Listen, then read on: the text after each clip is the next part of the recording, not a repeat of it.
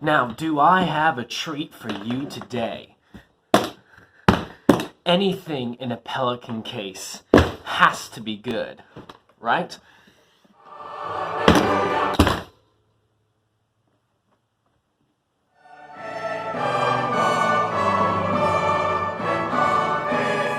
Of course, it's beautiful in every way.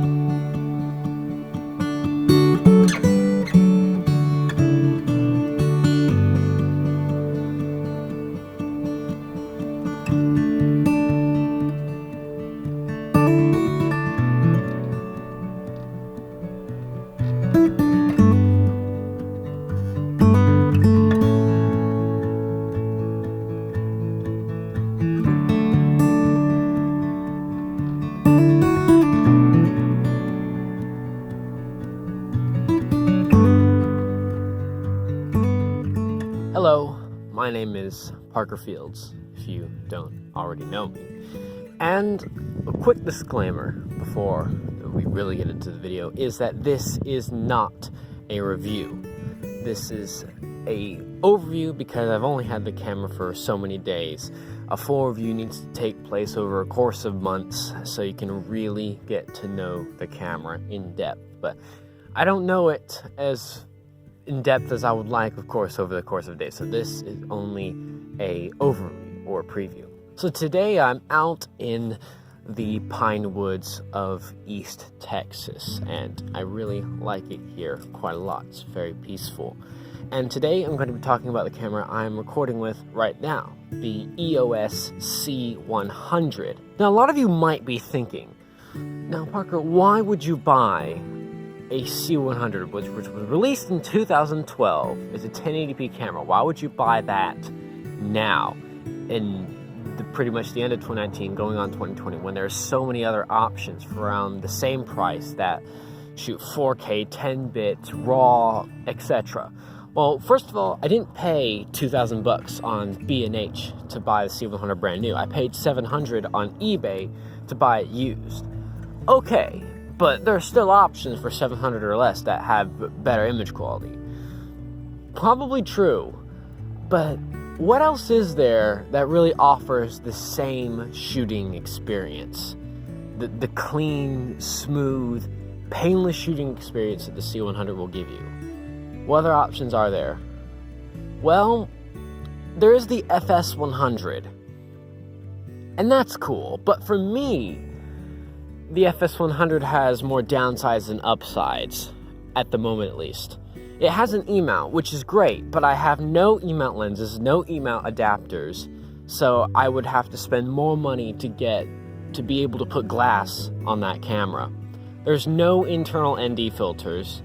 Yes, there's slow motion, but I think the codec's about the same. I think it's still an AVCHD codec as a C100. And of course, the color science is not as nearly as good as Canon's perfect color science. So I did choose the C100 for a lot of those reasons. And let me just begin. The C100 is extremely equipped to the point where I don't need anything more than a lens, and that's about it.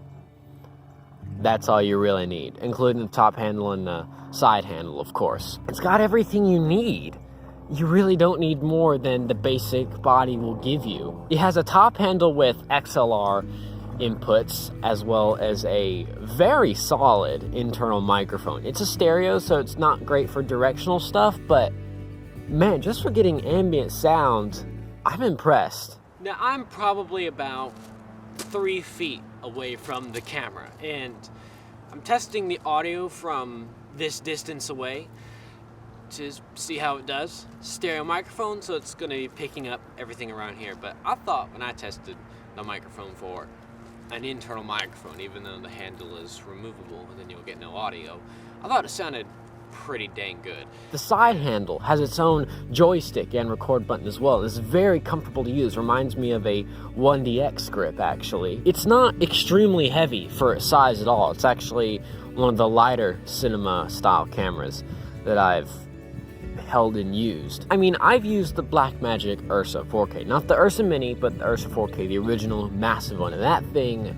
is a hulking giant. That thing feels like it weighs 50 pounds. But this, on the other hand, I think it weighs around 2.5 pounds, everything equipped. I mean, no more than 3 pounds with everything on it. It's actually very efficient with its weight. And yet it doesn't feel like it's made out of cheap garbage plastic to me. It feels solid enough. And sure, 1DX or 5D is probably still going to be a better built camera, of course. But this definitely holds its own. I really love the body style. As maybe by the intro you could tell, I think it's absolutely beautiful. It looks like if a 1DX was just expanded into a cinema camera. You have the handle on the side, you got the top handle, you got the screen on the back that rotates around. Now, when I looked at the spec sheet, I was not very impressed, to say the least. I was just thinking, okay, it does AVCHD at 24 megabits per second, that's it. Doesn't even do 60, full-on 60p progressive in 1080. How good could that be? How good could that possibly be? And Canon often has a habit, for me at least, of I read on the spec sheet and it does not seem impressive, and then I actually use it and I'm like, wow, this is actually brilliant.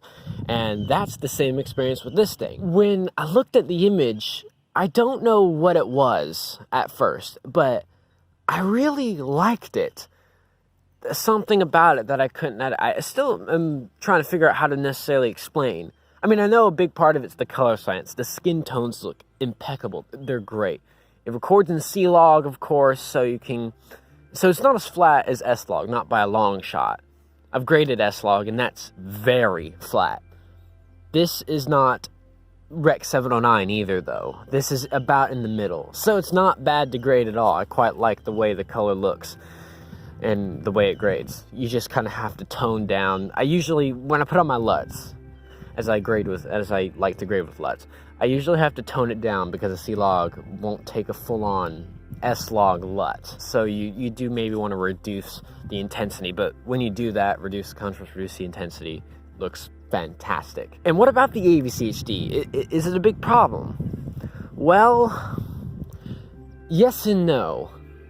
Yes, as it's not going to give you a lot of leeway in grading. You can't just mess up your exposure entirely and somehow save it perfectly and it won't show anything. No, it's too compressed to do that. But when you get your exposure right, at least right as close as you can get it, I think it grades beautifully. And then there's the actual quality of the codec. I mean, every single AVCHD camera I've used just looks bad. I see the footage and I'm like, dang, that's compressed, it's blocky, it looks video-ish. But then I use this and I'm just like, no, it doesn't have the same, it doesn't look like that. It's a very true 1080 image. And I think part of that is the sensor. It's a Super 35 4K sensor. It's 8.3 megapixels. And Canon does this so they can, it's basically recording a 4K image. It's a 4K space. It's using all the sensor and downscaling in camera to 1080.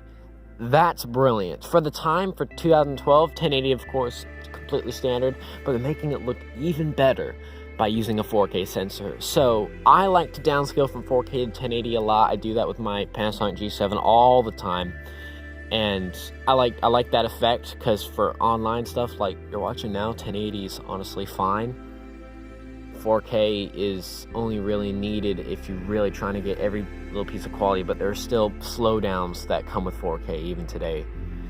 But 1080 is very easy to work with, but it's a nice 1080 image. See, I don't mind 1080 at all. I really like 4K, don't get me wrong, but 1080 is great if it looks great. I used the Blackmagic Pocket Cinema camera, not the new 4K version, but just the original 1080 variant, the little one, back, I think last year.